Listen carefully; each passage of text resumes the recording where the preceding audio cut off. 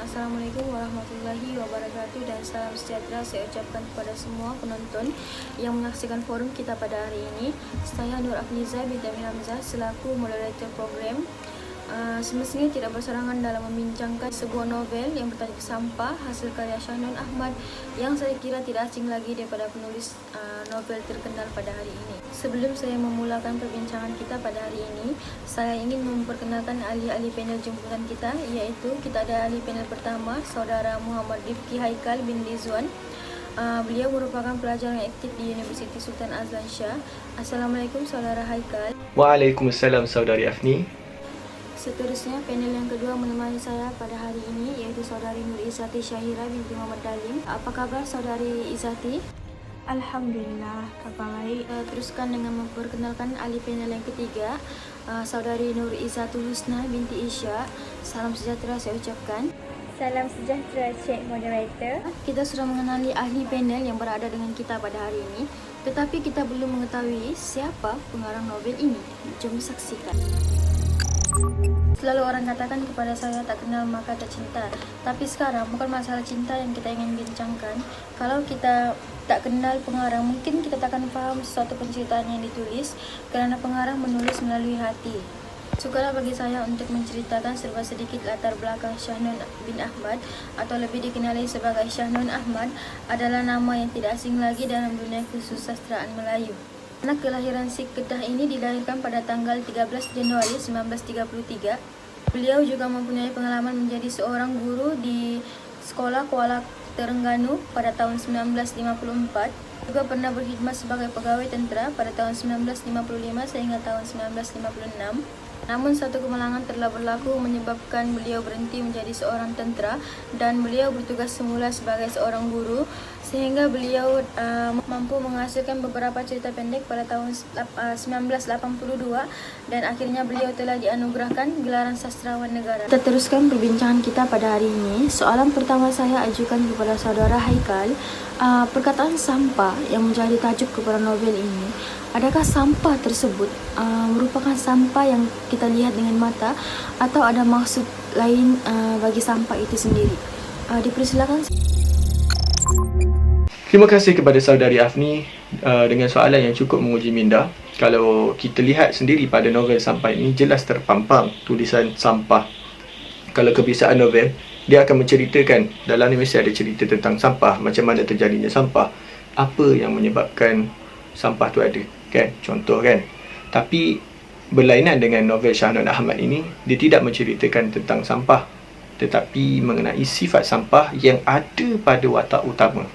Kan? Kalau kita tengok pada sampah itu sendiri, kita akan nampak yang sampah itu adalah satu yang kotor dan yang jijik. Jadi inilah pandangan masyarakat terhadap si pengemis, kotor dan jijik.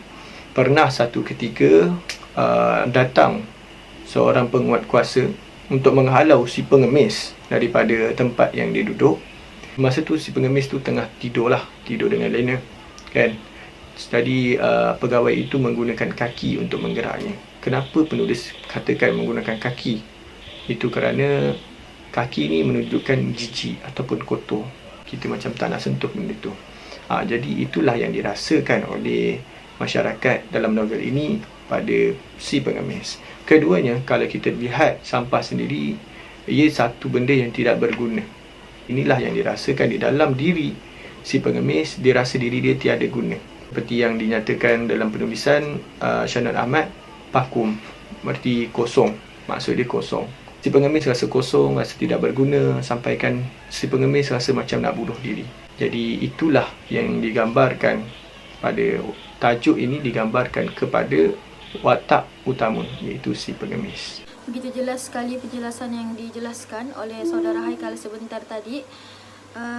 Jadi sampah yang dimaksudkan ialah sampah yang tersirat dan bukanlah yang tersurat. Menjadi kebiasaan kepada setiap pengarang untuk meletakkan nama atau gelaran pada setiap watak-watak yang dicipta. Saudari Izzati, untuk novel Sampah ini, apakah nama yang diberi kepada watak utama dan mengapakah penulis menamakan watak dengan nama tersebut? Kalau kita melihat mana-mana novel di pasaran, kebanyakan pengarang akan menamakan watak dengan nama yang tertentu. Tapi Syah Nur Ahmad cuba membawakan satu kelainan dalam novel Sampah. Beliau menggelarkan watak utama hanya gelaran sebagai si pengemis. Kenapa? Adakah si pengemis teramatlah hina sampai tidak dinamakan? Tidak sama sekali. Sekalipun dia mempunyai nama, siapalah yang akan memanggil namanya?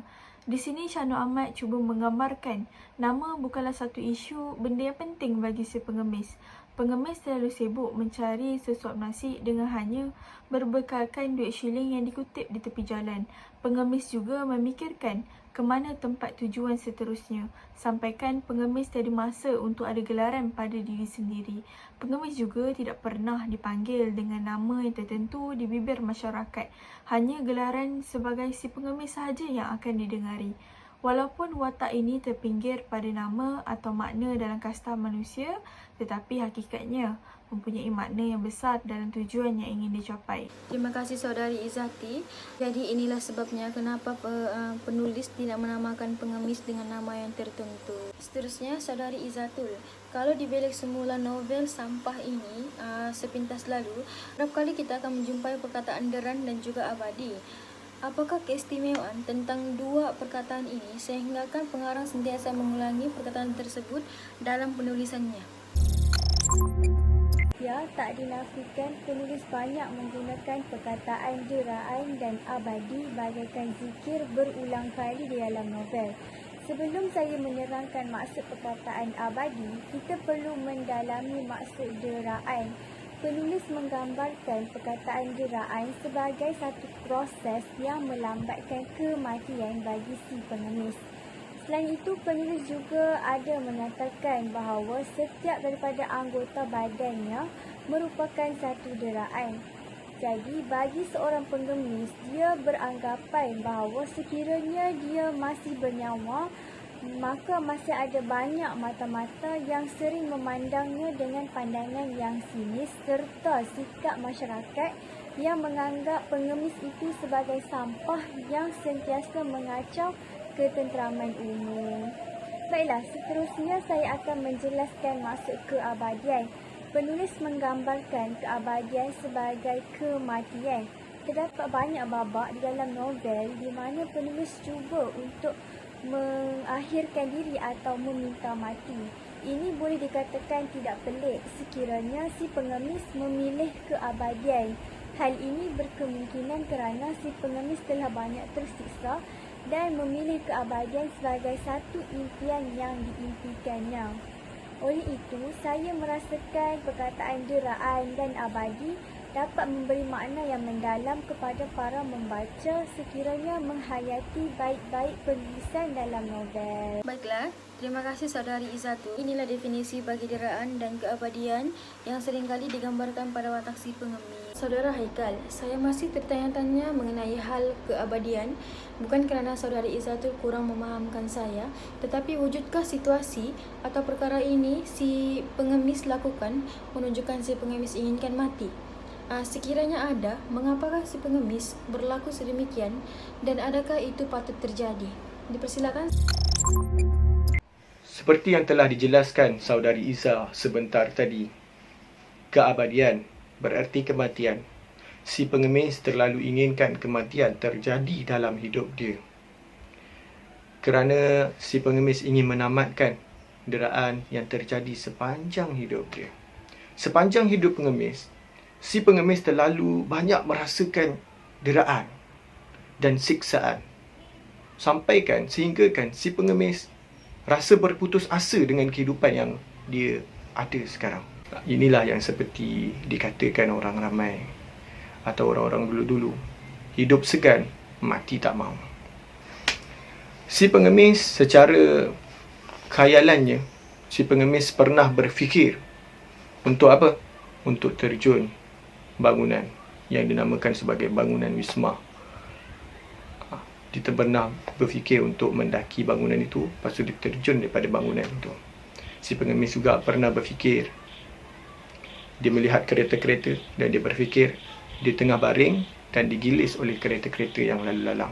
Si pengemis juga pernah fikir untuk berada di tempat tinggi, berdekatan dengan laut dan terjun ke dalam laut tanpa ada yang sedari. Itu secara fikiran ataupun khayalan si pengemis. Manakala daripada fizikal, si pengemis pernah meletakkan tangan di lehernya dan menahan nafas untuk menandakan dia cuba untuk bunuh diri. Tapi segala usahanya, segala khayalan dia, segala apa yang dilakukan terhenti sampai di situ, kerana si pengemis tahu dia bukanlah orang yang selayaknya untuk menarik nyawanya, kerana nyawanya adalah nyawa pinjaman, dan kerana dia takut pada Tuhannya, dia berhenti. Ingatlah, nyawa itu pinjaman ilahi. Sampai masa dia akan menariknya kembali, tunggulah masa itu akan kunjungi. Baiklah, begitu jelas apa yang disampaikan sebentar tadi. Terima kasih Saudara Haikal. Sekarang saya ingin menguji Saudari Izzati. Keluarkan satu hujah mengenai kaitan antara situasi dalam novel dan juga suasana dunia realiti di zaman sekarang lah. Soalan moderator ni semua memang mencabar ya. Okey, saya akan cuba jawab. Jika dikaitkan dengan situasi pada masa kini, kita dapat lihat latar tempat novel ni tak banyak. Setiap kali ada latar tempat, pasti akan ada konflik yang diselitkan. Di muka surat 13, baris pertama, penulis ada menceritakan tentang dua remaja yang berlaku sumbang di sebuah bangku berdekatan wisma yang sedikit jauh dari kesesakan orang ramai pada waktu itu. Perkara ni bukan berlaku hanya di dalam novel. Perkelakuan sumbang ni turut berlaku di mana pada masa sekarang. Contohnya, tempat sunyi sikit, tempat jauh dari pandangan orang, tempat jarang dikunjungi tanpa mengira masa. Kalau dulu mungkin berlaku pada waktu malam. Kerana apa? Waktu malam ni gelap, tiada yang nampak, susah nak tangkap. Berbeza sekarang, walaupun matahari belum tegak di atas kepala, sudah berani membuat dosa. Itulah masyarakat sekarang. Keruntuhan akhlak ini merupakan isu utama. Dosa dianggap biasa, kalau dibuat terasa hebat di dada. Keduanya berkaitan layanan terhadap pengemis. Ini saya rasakan paling kejam dan memberi kesan pada hati saya. Tadi Saudara Haikal ada menceritakan sedikit secara ringkas di mana si pengemis telah dihalau dari wisma ketika dia cuba mencari ruang untuk berehat dan menjumpai satu tugu yang tidak dikunjungi. Ketika merehatkan diri dia di sana, belum puas di hayal mimpi, datanglah penguatkuasa tempat berkenaan dan menggerakkan si pengemis ni menggunakan kaki. Ini yang saya cuba sampaikan. Dia menggerakkan menggunakan kaki. Sampai sekarang benda ni berlaku, cuma cara tu yang berbeza. Ada pengemis dibaling batu, dilempar dengan air, dimalukan di halayak ramai. Kenapa? Kerana dia miskin diperlakukan begitu. Ini tidaklah wajar. Mereka hanyalah pengemis yang tiada harta. Layakkah mereka diberikan layanan sebegitu? Sungguh pun mereka tiada harta, mereka bukanlah gila. Sungguh mereka masih mempunyai jiwa. Mereka bukanlah meminta untuk menjadi miskin. Mereka miskin kerana kita miskin jiwa. Terima kasih Saudari Izzati atas ujian yang diberikan sebentar tadi. Apa yang saya dapat rumuskan di sini ialah keruntuhan akhlak sesuatu masyarakat itu dalam penghayatan agama masing-masing dan sering mengikuti tren barat, dan di sini juga dapat disimpulkan masyarakat kita ini tidak ada rasa belas kasihan terhadap pengemis yang berada di tepi-tepi jalan. Seterusnya, sesiapa yang menghayati penulisan ini pastinya menjumpai kekurangan dalam karya ini. Saudari Izzatul, nyatakan kritikan anda terhadap novel ini untuk menjadikan novel ini lebih baik. Wah, menarik sekali soalan daripada Cik Moderator. Pada pandangan saya, novel ni sangat sempurna. Namun, dari segi penulisan terdapat banyak perulangan ayat yang digunakan penulis dari permulaan novel hingga ke akhir novel. Contohnya, dia merenung jari-jari di tangan kanan lengkap 5. 1, 2, 3, 4, 5. Perulangan ayat yang terdapat dalam novel ni menunjukkan pengemis menginginkan sesuatu. Selain itu, naratif perincian ayat yang digunakan oleh penulis sangat jelas sehinggakan apabila pembaca meneruskan bacaan, mereka seolah-olah telah hidup bersama watak serta sudah lari akan rutin harian yang akan dilakukan oleh watak. Saya juga beranggapan perulangan ayat yang digunakan berkemungkinan kerana penulis atau Shah Nun Ahmad merupakan seorang guru. Pada kebiasaannya, seorang guru akan menekankan sesuatu perkara untuk menzahirkan kepentingan tersebut.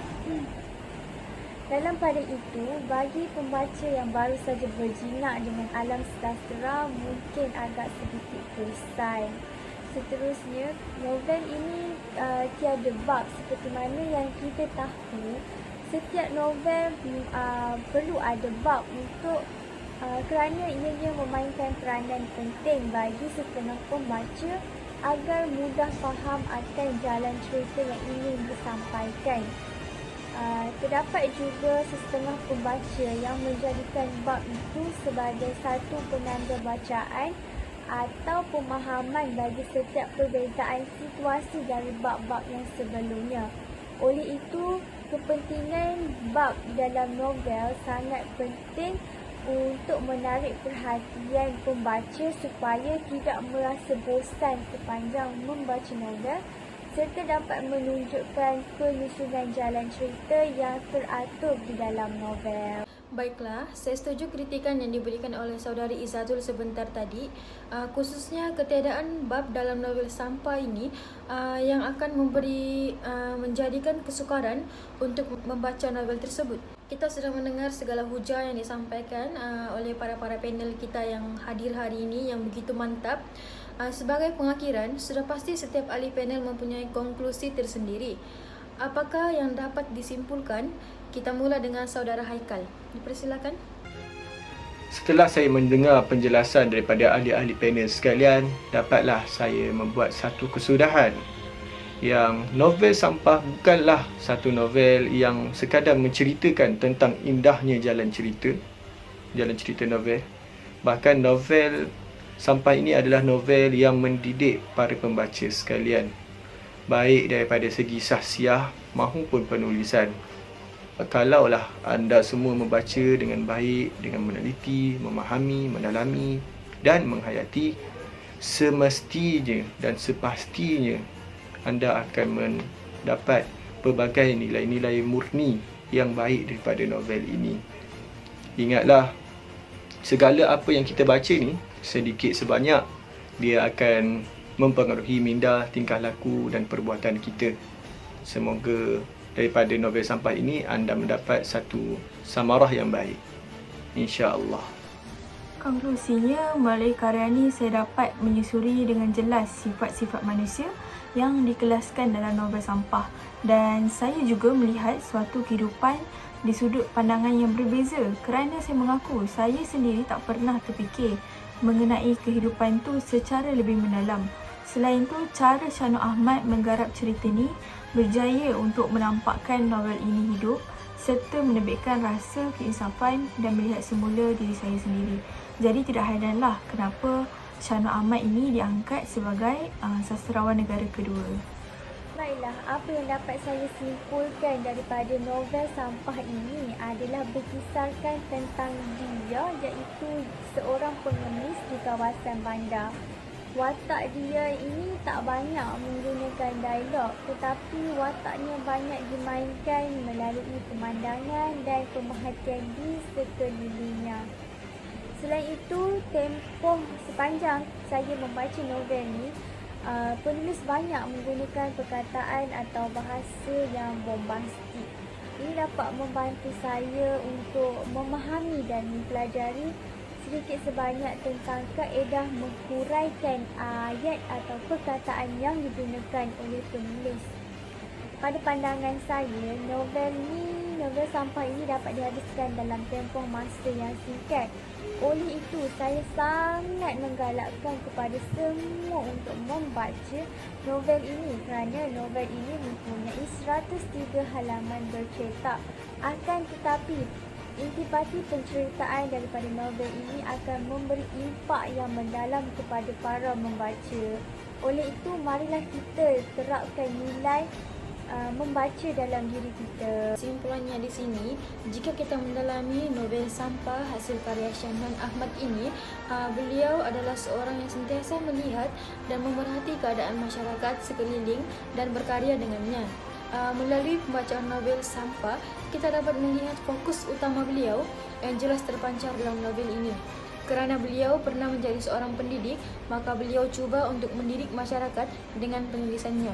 Kesakitan, kepayahan hidup seorang pengemis ini banyak digambarkan di dalam novel ini.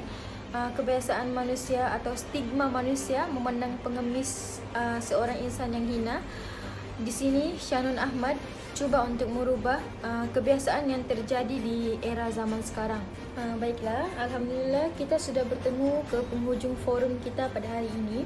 Sebelum itu saya ucapkan terima kasih kepada semua panel yang sudi berkongsi sedikit buah fikiran mengenai novel ini. Semoga apa yang dikongsikan oleh panel-panel kita hari ini dapat menambah pemahaman terhadap novel Sampah ini. Sekian, wabillahi taufiq wa hidayah. Assalamualaikum warahmatullahi wabarakatuh.